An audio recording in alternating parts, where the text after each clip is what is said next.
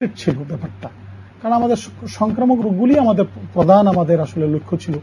এখন আমরা এটার উপরে আমরা খুব প্রায়োরিটি দিচ্ছি এবং আমাদের ডাক্তারদেরকে শেখালে ড্রাউনিং এবং অন্যান্য ইনজুরির ক্ষেত্রে কিভাবে তাদেরকে চিকিৎসা করতে হবে, কিভাবে রেফার করতে হবে, তাদেরকে আমি বিভিন্ন জায়গায় আমাদের বিশেষ করে ঢাকা বেশ যেগুলি স্পেশালাইজড হাসপাতাল আছে সেগুলিতে আমি ট্রেনিং এর ব্যবস্থা করেছি। এই যে জায়গাটিতে সবচেয়ে বেশি ঝুঁকি আর কি পানিতে ডুবিয়ে মৃত্যু 18,000-এর কথা বলছিলেন যে প্রতি বছর 18,000 সংখ্যাটা কিন্তু কম নয়, বিশাল। আমার তো মনে হয় যে অন্য কোনো মহামারীতে বা ডায়রিয়া বা অমুক জমুক বড় কোনো কিছু বলেন সেটাতে 18,000 শিশু মারা যায় না। তার মানে এটা একটি বিশাল সংক্রমণ বলতে পারি আমরা এক ধরনের যে দুর্ঘটনার ক্ষেত্রে আর কি। সেই জায়গাটি থেকে বেরিয়ে আসবার জন্য মানে পানিতে ডুবে যে শিশু মৃত্যু বেরিয়ে আসবার জন্য আসলে কি স্পেশালাইজড প্রোগ্রাম দরকার? আপনারা বোধহয় একটা প্রোগ্রাম করছেন, যদি একটু আঙ্গিকটা বলেন আর কি আমাদের। ধন্যবাদ। শিশু মৃত্যু এটা এক ধরনের লাইফ স্টেজ ইস্যু। শিশুটা যখন 18 মাস বা তারও কম বয়স, তখন তার নড়াচড়া কেবল শুরু হয়েছে, হাঁটতে পারে, তার মোবিলিটি এসছে এবং সে বোঝে না আসলে তার পানিতে কতটা তার বিপদ হয়েছে। তো আমরা যে ডিজাইনটা যেভাবে করেছি যে খুব ছোট শিশু যারা 6 মাস থেকে 18 মাস, এদেরকে একটা ছোট বেবি কটের মতো জায়গায় যদি মা যখন খুব ব্যস্ত এবং তাকে কেউ দেখাশোনা করার মতো নাই ওই জায়গাটায় রাখা যায়, যে যতটুকু সময় মা ব্যস্ত রয়েছে এবং বাচ্চাটাকে কেউ দেখতে পাচ্ছে না, এই একটা বিষয়। আরেকটু বড় হলে তার আমরা একটা আঁচল নামে একটা কার্যক্রম শুরু করেছি, আর একটা ডে কেয়ার সেন্টারের মতো। গ্রামের একজন এসএসসি লেভেলের এডুকেশন আছে এমন একজন মাকে আমরা বা মহিলাকে আমরা প্রশিক্ষণ দিই এবং সে তার বাড়ির একটা ঘর সে আমাদেরকে দিয়ে দেয় এই আঁচল কার্যক্রমটা পরিচালনা করার জন্য। তার ওই যে তত্ত্বাবধায়ক যার কথা বলছি, ট্রেন মা, তাকে আমরা বলি আঁচল মা। ওই আঁচল মা তার বাড়ির আশেপাশে 40-50টা ঘর থেকে প্রায় 20 থেকে 25টা বাচ্চা পায় যাদের বয়স 1 থেকে 4 বছর। তো ওই সমস্ত শিশুদেরকে এই আঁচলের মধ্যে সকাল 9টা থেকে দুপুর 1টা পর্যন্ত রাখা হয়। ঝুঁকিপূর্ণ সময়। এই সময়টা একেবারে ঠিক বলেছেন, এই সময়টায় সবচেয়ে বেশি ঝুঁকিপূর্ণ, যখন মায়েরা তাদের নিত্যনৈমিত্তিক কাজে ব্যস্ত থাকেন, বাবারা ঘরের বাইরে কাজে ব্যস্ত, ছোট ভাই বড় ভাই বোনেরা স্কুলে গেছে, সেই ছোট্ট বাচ্চাটাকে দেখার মতো আসলে বাড়িতে কেউ থাকে না যখন মা তার কাজগুলো নিয়ে ব্যস্ত থাকে। আমরা কি একটু আপনাদের প্রজেক্টে দেখে আসতে পারি, মানে এই আপনাদের আঁচলে কি করছেন বা সেখানে কিভাবে হচ্ছে? আমরা একটু দেখে আসি তাহলে টেলিভিশনে। The Bass Achol is a safe haven where children stay in a village creche under the supervision of a trained caregiver called the Achol Ma.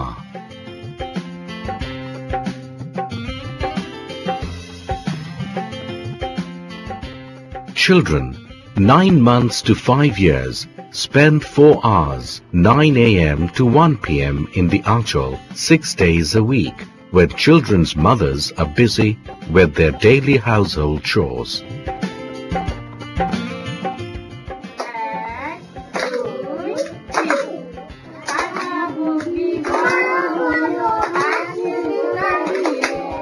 The Achol Ma engages children with early childhood development stimulations, including singing, dancing, and playing various games.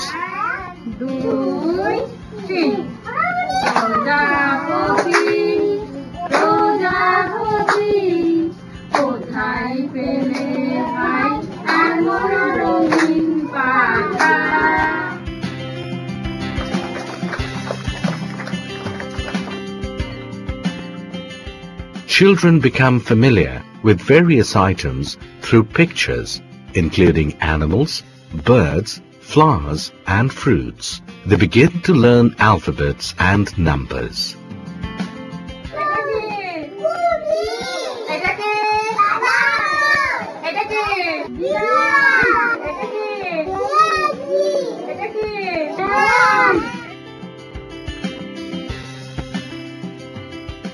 আমরা যে এই যে আঁচলের যে সূত্রপাত আপনারা করেছেন, এটি কিন্তু মানে শহরগুলোতে অনেকদিন ধরেই এরকমের ডে কেয়ার সেন্টার রয়েছে যেখানে বাচ্চাদেরকে ওইভাবে শেখানো হচ্ছে, পড়ানো হচ্ছে এবং অনেক কিছু শুধুমাত্র যে লেখাপড়া তা না, আদব কায়দা, সত্য বলা, মিথ্যা বলা, তারপর তার আচরণ কিরকম হবে, সে কি করবে, জাস্ট বিনে পয়সায় সেই শিক্ষাগুলোই আপনারা একদম রুট লেভেলে গ্রামে দেওয়ার চেষ্টা করছেন, তাই তো? আমরা আসলে জিনিসটাকে এই শিশু বাচ্চাদের জন্য পড়াশোনা বলবো না, আমরা আসলে বলি এটাকে শিশু বিকাশ। তো শিশুদের বিকাশ শুরু হয় যখন সে তার মাতৃগর্ভে থাকে, কিন্তু এই বিকাশটাকেও ত্বরান্বিত করা যায়। যেমন আমরা খাদ্যের মাধ্যমে দৈহিক পুষ্টির বৃদ্ধি হয়, সেই একইভাবে শারীরিক বৃদ্ধি ঘটে। সেই একইভাবে যদি মানসিক কিছু উদ্দীপনা দেওয়া যায়, কিছু স্টিমুলেশন দেওয়া যায়, তাহলে তার মানসিক বিকাশও ঘটতে সহায়তা করে। তো এই 1 থেকে 4 বছর বয়সটাতে যেহেতু বাচ্চারা একটা নির্দিষ্ট ঘরের মধ্যে সকাল 9টা থেকে 1টা পর্যন্ত থাকবে, এই সময় তাদের কিছু অ্যাক্টিভিটির মধ্যে যদি না রাখা যায়, তাহলে তারা আনন্দ পাবে না এবং প্রতিদিন আসবে না। সেইটা করার জন্য কিছু অ্যাক্টিভিটির প্রয়োজন হয়েছিল, এবং সেখানেই আমরা বিভিন্ন ধরনের এই উদ্দীপনা বিকাশে সহায়ক এই ধরনের উদ্দীপনা সংযোজন ঘটিয়েছি। আমরা একটু ফারুক আহমেদ ভাইয়ের কাছে যেতে চাই। আমি কোশ্চেনটা দিই আপনাকে শুরু করতে, যেটা হচ্ছে যে বেসরকারি উদ্যোগে বা গবেষণা প্রতিষ্ঠান থেকে এগুলো তো করা হচ্ছে, পাশাপাশি সরকারি ভাবেও তো এই রকমের নিশ্চয়ই কর্মসূচি আপনারা শুরু করতে চাচ্ছেন বা আপনাদের কোনো প্ল্যান রয়েছে? আমরা সরকারি তরফ থেকেও আমরা প্রচারণা চালাচ্ছি, ট্রিটমেন্ট ভালো হচ্ছে। সাথে সাথে আমাদের ইমার্জেন্সি গুলি, আমাদের যে ম্যান পাওয়ার আছে, আমাদের যে কর্মী বাহিনী আছে মাঠ পর্যায়ে, যে প্রশিক্ষিত যে জনবল আছে, তারাও সচেতনা করছে হাউস টু হাউস যে, এবং ট্রিটমেন্ট ভালো হচ্ছে। এবং সরাসরি এখন রেফারেল সিস্টেমটা আমাদের, আপনি জানেন, কমিউনিটি ক্লিনিক থেকে আমাদের রেফারেল সিস্টেমটা আপ টু টপ পর্যন্ত অত্যন্ত এখন রেফারেল সিস্টেমটা একটা ওয়েল এস্টাবলিশড একটা রেফারেল সিস্টেম বাংলাদেশে এখন আছে। তো সুতরাং আমার মনে হয় অনেক পরিবর্তন হয়। যে জায়গাগুলোতে শিশু দুর্ঘটনার কথা বলছেন আপনারা, আর যেখানে আপনারা আঁচল স্কুলের মতো একটা বিকাশ কেন্দ্র, শিশু বিকাশ কেন্দ্র করেছেন, অন্য যেখানে নাই, সেখানের সাথে কি কোনো পার্থক্য আপনারা খেয়াল করেছেন? যে ওই জায়গায় শিশু দুর্ঘটনা বেশি, সেখানে শিশু মৃত্যু বেশি, আপনাদের আঁচলের ওই এলাকাটাতে তুলনামূলক কম, এরকম কি কিছু পাওয়া গেছে? 2010 সালে আমরা একটা স্টাডি 2010 সালে একটা স্টাডি ইভালুয়েট করি। অ্যাকচুয়ালি স্টাডিটা শুরু হয়েছিল 2005 সাল থেকে, এবং তাতে দেখা গেছে যে শিশুরা আঁচলে অংশগ্রহণ করে এবং যারা করে না, এই দুজনের মধ্যে যারা করছে তাদের পানিতে ডুবার মৃত্যুর সম্ভাবনা প্রায় 80% কমে যায়। বাহ, চমৎকার। 80% প্রোটেক্টিভ আমরা বলতে পারি আঁচল।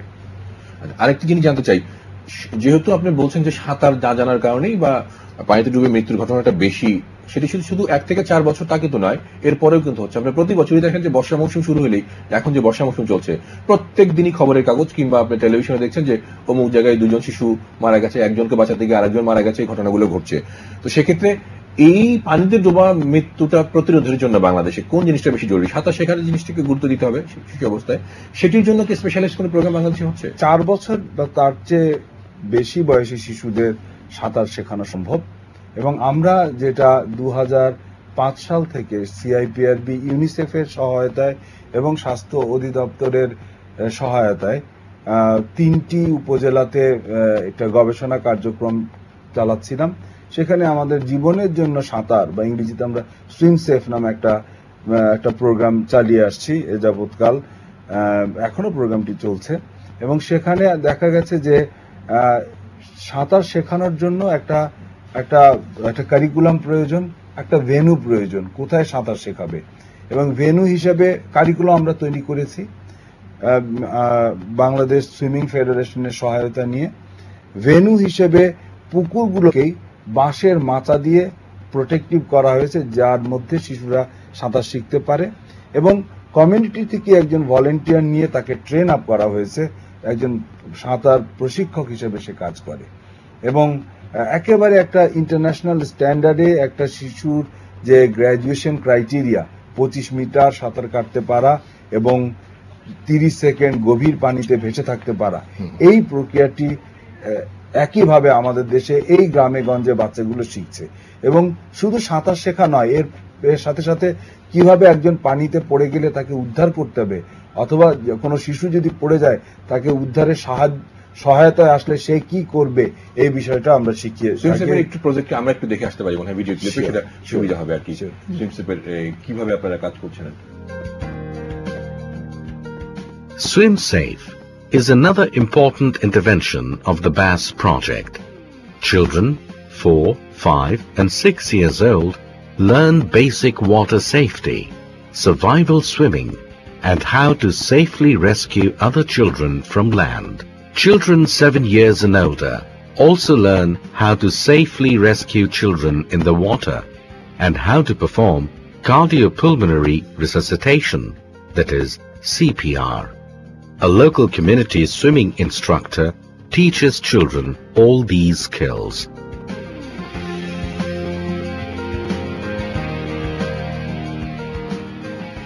The graduation criteria are 25 meters swimming and 30 seconds floating for the younger children, and performing CPR is added for the older children.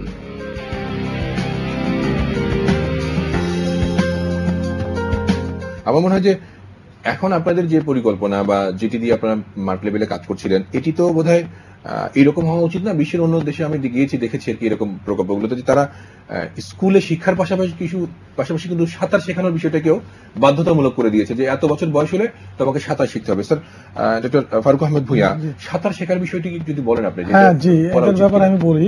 সাঁতার শেখার ব্যাপারে আমাদের এখানে ড্রাউনিং রিডাকশনের ব্যাপারে কোনো স্ট্র্যাটেজি এতদিন ছিল না।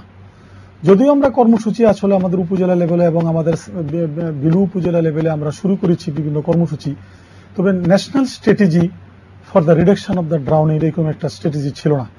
আমরা WHO ওয়ার্ল্ড হেলথ অর্গানাইজেশনের একটা গাইডলাইনে আমরা বাই দিস টাইম আমরা একটা স্ট্র্যাটেজি ডেভেলপমেন্ট করেছি ড্রাউনিং রিডাকশনের জন্য, national strategy for drowning reduction. এটা অলরেডি ড্রাফট হয়ে গেছে, একটা ফাইনালাইজেশনের জন্য এবং মন্ত্রণালয় অনুমোদনের জন্য অপেক্ষায় আছে। তো এটাকে ফাইনাল করার পরে সেখানেই কিন্তু সাঁতার কিভাবে আমরা বিভিন্ন ইনস্টিটিউশনে এবং বিভিন্ন আমাদের আমাদের কমিউনিটি লেভেলে যেটাকে কি করা যায় সেটা আমরা অ্যাপ্লাই করব। এবং তাতে করে তো নিশ্চয়ই যদি সাঁতার শেখানো আমরা বাড়াতে পারি বেশিরভাগ, তাহলে তো নিশ্চয়ই ড্রাউনিং অবশ্যই কমে যাবে। অবশ্যই আমাদের স্কুল হেলথ একটা প্রোগ্রাম আছে, স্কুল হেলথ, সেখানে আমরা এই স্ট্র্যাটেজিটা ডেভেলপ হওয়ার পর আমরা এটাকে আমরা অ্যাপ্লাই করতে পারবো। স্কুল হেলথের যে অন্যান্য যে কম্পোনেন্টগুলি আছে, অ্যাক্টিভিটিস যেগুলো আছে, সেখানে আমরা সাঁতার শেখানোটাও সেখানে আমরা ঢুকাই দিই। আমাদের তো ওই দুইটা জিনিস, সেটা হচ্ছে যে আমরা যেভাবে গ্রামে শিশুদেরকে লালন পালন করি, মানে আমি নিজেও ছোটবেলা থেকে বড় হয়েছি, আমাদের কিন্তু ছেড়ে দেওয়া বলা চলে যে টেক কেয়ারের নাই। কোথায় যাবি, পুকুর, বাড়ির পাশে পুকুর, এ পাশে কুয়ো, তারপরে আপনার চুলা, অনেক রকমের ঝুঁকি কিন্তু রয়েছে। সর্বোপরি কথা যেটা সেটা হচ্ছে যে ডে বাই ডে মানুষের পরিবর্তন হচ্ছে, বাট ফোকাসটা যেটা সেটা কিন্তু আমরা যে আজকের অনুষ্ঠানটা করছি এটা কিন্তু একই কারণে, সেটা হচ্ছে যে মানুষজনকে সতর্ক করা, সচেতন করা। এটা কিন্তু আরো সরকারি তরফ থেকেও কিন্তু এরকম এটার ব্যাপারে আমাদের আপনি জানবেন যে SBCC বিহেভিয়ার চেঞ্জ কমিউনিকেশন আমাদের একটা প্রোগ্রাম আছে। সেখানে গ্রামে গ্রামে আমাদেরকে এখানে উঠান বৈঠক করে মায়েদেরকে বিশেষ করে উঠান বৈঠক করে আমাদের কর্মী বাহিনী যারা আমাদের গ্রামে প্রত্যন্ত অঞ্চলে যারা আছেন তারা প্রতি গ্রামে গ্রামে যে উঠান বৈঠক করে মাদেরকে কিন্তু এই শিক্ষাগুলি কিন্তু দেওয়া হয়, যেগুলি কমন ইনজুরি যে কথাগুলি আপনি বললেন, একটা ওষুধ খেয়ে ফেলা, একটু কেটে ফেলা। তো উঠান বৈঠক করে মাদেরকে প্রতি 2-1টা বাড়ির মাদেরকে একত্র করে করে আমাদের কর্মী বাহিনী তাদের কিন্তু এই সাধারণ চিকিৎসা এবং সাধারণ সাবধানতার ব্যাপারে কিন্তু তাদেরকে কিন্তু BCC সেই ইয়েটা দিয়ে যাচ্ছে, এটা চলমান আছে, কিন্তু চলছে প্রজেক্ট।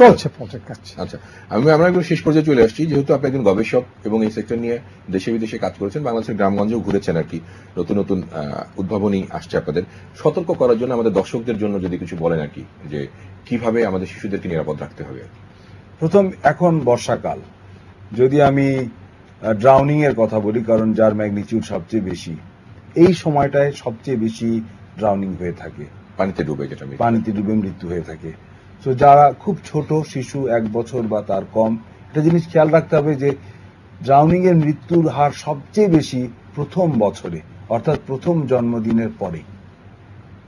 যখন একটা শিশু 1 বছর পূর্ণ হতে চলেছে, 9 মাস থেকে 1 বছর, এই সময়টায় বাবা মা অবশ্যই এবং পরিবারের অন্যান্য সবাই খুব সচেতন হবেন শিশুটা যেন পানির কাছাকাছি যেতে না পারে। এমনকি শহর অঞ্চলে একটা বালতিতে উপর হয়ে পড়েও একটা শিশুর পানিতে ডুবে মৃত্যু ঘটতে পারে। তো যেভাবে ওই শিশুটাকে পানি থেকে দূরে রাখার বিশেষ ব্যবস্থা করতে হবে। প্রথম যে জিনিসটা, সচেতনতার কথা আপনি বলেছেন, কিন্তু শুধু সচেতনতার সঙ্গে সঙ্গে একটা প্রসেস দরকার, যে প্রসেস তাকে আটকাবে, যেতে দিবে না।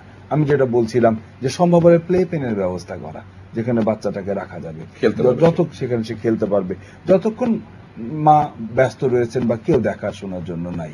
এটা একটা অত্যন্ত ছোট শিশুদের জন্য সাঁতার শেখানো অত্যাবশ্যক। 4 বছর হয়ে গেলে আপনার শিশুকে সাঁতার শেখাবার ব্যবস্থা করুন। বাংলাদেশে যদিও সাঁতার শেখানোর খুব ব্যবস্থা খুব মানে এখনো অপ্রতুল, বিস্তৃত নয়, কিন্তু তারপরে গ্রাম অঞ্চলে আমরা যেমন ভাবে শেখাবার চেষ্টা করছি সুইমসেফ প্রোগ্রামের মাধ্যমে এভাবে, এবং একজন তত্ত্বাবধায়ক রেখে একজন সুপারভাইজারের সহায়তা নিয়ে একজন ট্রেন্ড সুইমিং ইনস্ট্রাক্টর প্রশিক্ষকের সহায়তা নিয়ে হতে পারে গ্রামে গ্রামে এরকম পুকুরকে ঘিরে কিন্তু গ্রামের লোকজন মিলে কিন্তু করতে পারে সম্ভব, এবং যদি পসিবল হয় ডে কেয়ার সেন্টারের মতো আঁচলগুলোকে যদি তৈরি করা যায়, আমরা স্বাস্থ্য অধিদপ্তর আমাদের সঙ্গে একসঙ্গে আমরা সম্মিলিতভাবে কাজ করছি। আমরা আশা করি হয়তো অদূর ভবিষ্যতে সারা বাংলাদেশে এরকম আঁচলের ব্যবস্থা করতে পারবো। এবং এছাড়াও যেটা দরকার, যেমন ইমিডিয়েটলি অনেক সময় আপনারা যত প্রতিরোধ ব্যবস্থা নেই না কেন কোনো না কোনো দুর্ঘটনা ঘটে যায়, তো সাথে সাথে যদি তাকে একটা প্রাথমিক চিকিৎসা তার দেওয়া যায়, ইমিডিয়েটলি হাত কেটে গেছে এবং এখানে চেপে ধরে কিছুক্ষণ রাখলেই রক্ত প্রবাহটা বন্ধ হবে, অথবা আগুনে হাত পুড়ে গেছে, তার 60% চিকিৎসাটাই হচ্ছে সঙ্গে সঙ্গে স্বাভাবিক তাপমাত্রার পানি ঢালা। এই যে ছোট ছোট জ্ঞানগুলো, আমরা যদি একটা প্রাথমিক চিকিৎসা যেগুলো দরকার, বেসিক ফার্স্ট এইড যেগুলো, এগুলো যদি আমরা স্কুলের মাধ্যমে বাচ্চাদেরকে শিখিয়ে দিতে পারি, একদম পাঠ্যপুস্তকের মাধ্যমে যদি যেতে পারে, খুবই খুবই ভালো একটা অংশ হতে পারে।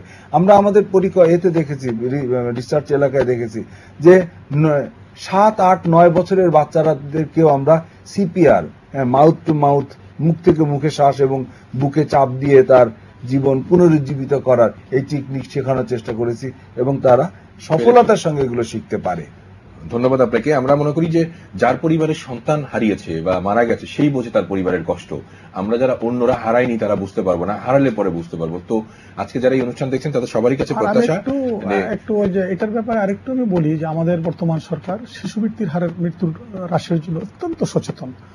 অন্যান্য ব্যাপারে ড্রাউনিং, অন্যান্য রোগ প্রতিরোধ ছাড়াও এবং ড্রাউনিং এবং অন্যান্য ইনজুরির ব্যাপারে অত্যন্ত সচেষ্ট।